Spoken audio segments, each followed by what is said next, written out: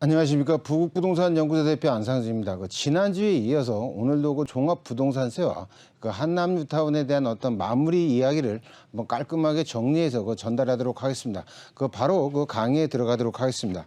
지난주에 종부세와 종부세에 관련된 강의를 하고 나서 굉장히 많은 투자자분들로부터 제 연락을 받았는데, 지금 제가 말씀드리는 사례는 어떻게 보면 실전적인 사례이고, 이분들한테 제가 어떻게 컨설팅을 해드렸나에 대한 말씀을 드리고자 하고, 이거에 대한 이분들을 어떻게 보면 샘플로 잡아서 향후에 투자자들이나 어떤 종부세의 어떤 대상이 되시는 분들은 여기에서 한번 아이디어를 얻으셔서 어떤 향후에 투자의 자산 포지셔닝을 다시 한번 하시는 것이 좋지 않겠는가 하는 것이 저희 생각이고요. 바로 사례 분석에 먼저 들어가도록 하겠습니다. 이 분은요, 대전에서 거주하고 계시는 분인데, 갑이라는 분인데요.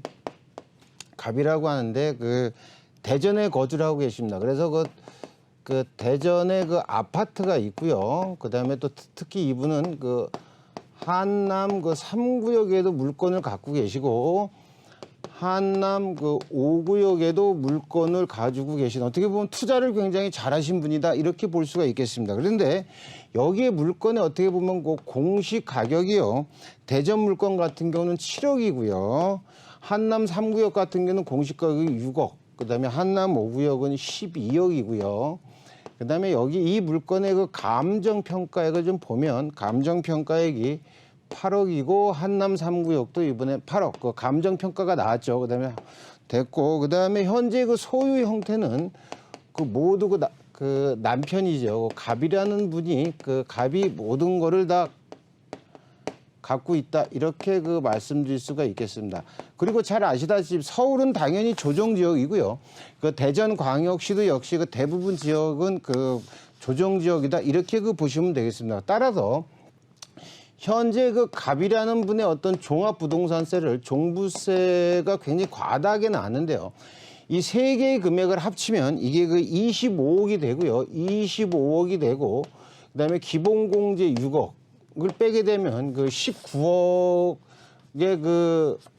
기본공제 제외한 19억의 과표가 나오는데, 여기서 종부세율이 3.6%에 누진과세까지 포함을 하게 되면 무려 6천만 원의 종합부동산세가 나와서 이 금액의 실제 이분의 고지서가 나왔다, 이렇게 말씀드릴 수가 있겠는데요.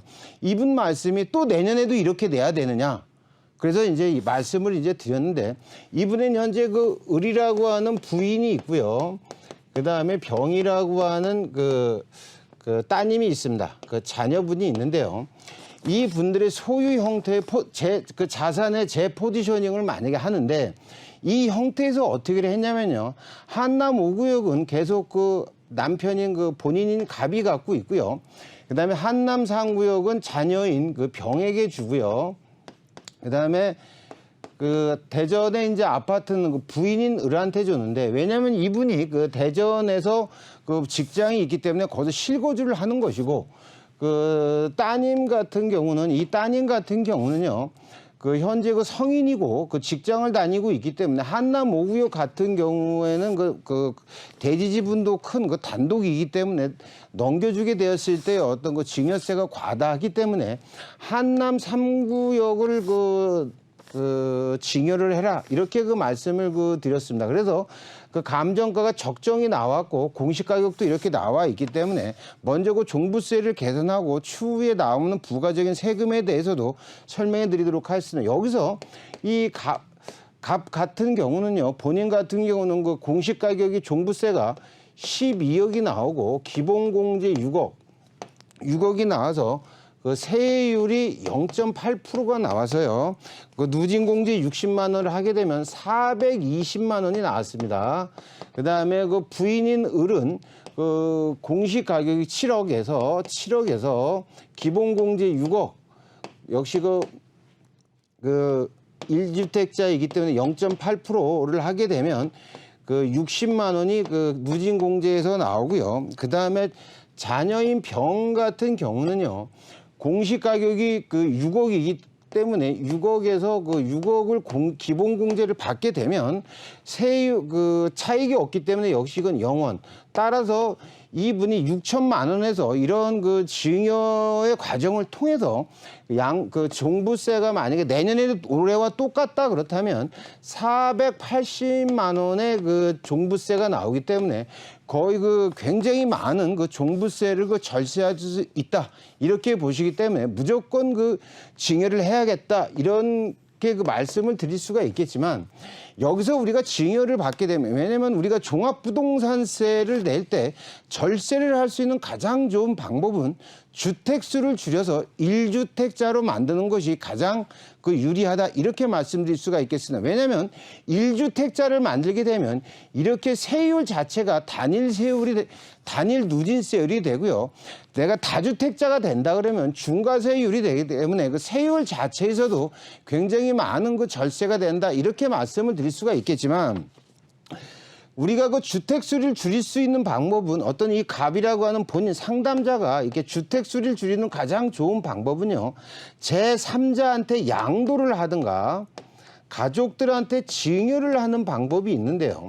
이분은 현재는 그 3주택자이기 때문에 그 주택을 양도하였을 경우에는 기본 그 양도세 세율에 30%가 추가로 부과되는 그 중과세율을 먹기 때문에 주민세까지 포함하게 되면 3주택자 같은 경우는요, 무려 양도세 세율이 무려 그 80%에 달하기 때문에 그 너무나 많은 금액이 그 납부가 되기 때문에 썩 좋은 방법은 아니지만 그 가족 간의 증여 같은 경우는요, 요거를 잘만 컨트롤할 수만 있다면 종부세도 줄일 수가 있고 이런 증여세라든가 이런 종부세, 국세도 좀 줄일 수 있는 방법이 있는데요.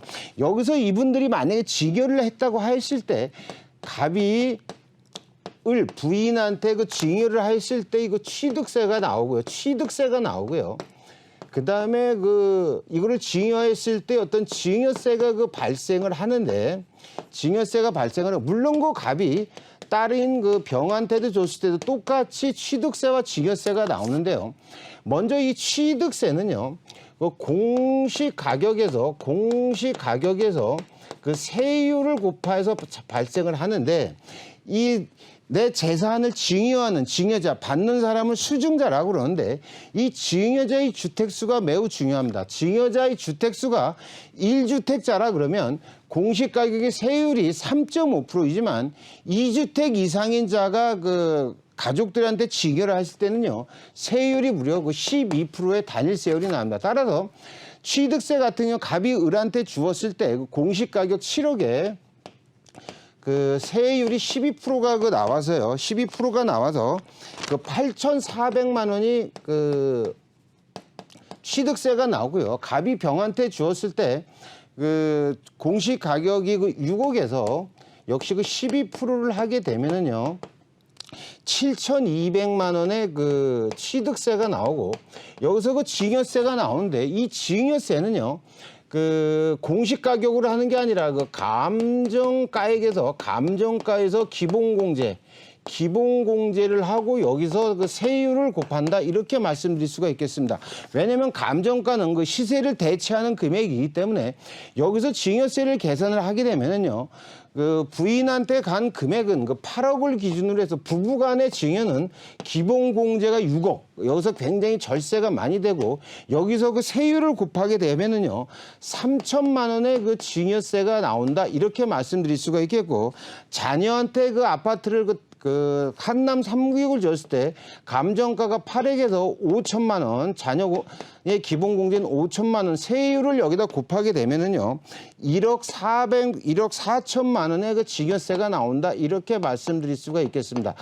왜냐하면 증여세, 종부세는 매년 나가는 돈이지만 이러한 취득세나 증여세는 단 한 번에 걸쳐서 납부를 하면은 끝나는 것이기 때문에 이 부분에 대해서 지금 저한테 상담을 요청한 이 갑이라고 하는 분은 저의 이런 컨설팅에 굉장히 흡족해 하시고 이런 이거를 그 내년 초나 이렇게 실행을 하시려고 하는데, 물론 그 금액이 많이 나와 있지만 이 분은 현재 그 경제 활동을 그 왕성하게 하시고 있기 때문에 향후에 이러한 것들에 대해서 크게 그 부담 없이 할 수 있고, 그다음에 특히 자녀한테 한남 3구역을 줬다, 이런 것은 향후의 미래 가치를 선점할 수 있는 아주 좋은 기회를 받았다, 이렇게 그 말씀드릴 수가 있겠습니다. 그리고 오늘 그 제목과 마찬가지로 이 종부세와 한남 뉴타운에 또 말씀드릴 게 뭐가 있냐면요.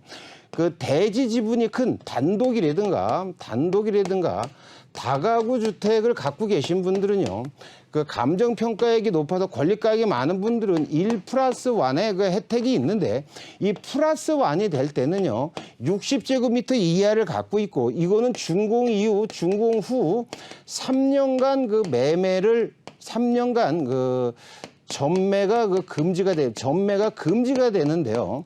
여기서 문제가 뭐냐면 이게 바로 종부세와 그 연동이 되어 있다, 이렇게 말씀드릴 수가 있겠습니다. 하지만 은퇴자들 같은 경우에는 그 +1, 1+1의 어떤 분양 신청보다는 단일 면적의 단일 평수로 평수가 큰 곳을 신청을 하시고요. 내가 경제활동을 왕성하게 하실 수 있는 분들은 1+1으로 해 나가시는 것이 향후의 미래 가치를 위해서 큰 소득이 될 거다, 이렇게 그 말씀을 드리고 오늘 강의는 여기까지 정리를 해드리도록 하겠습니다. 구독과 좋아요는 사랑입니다.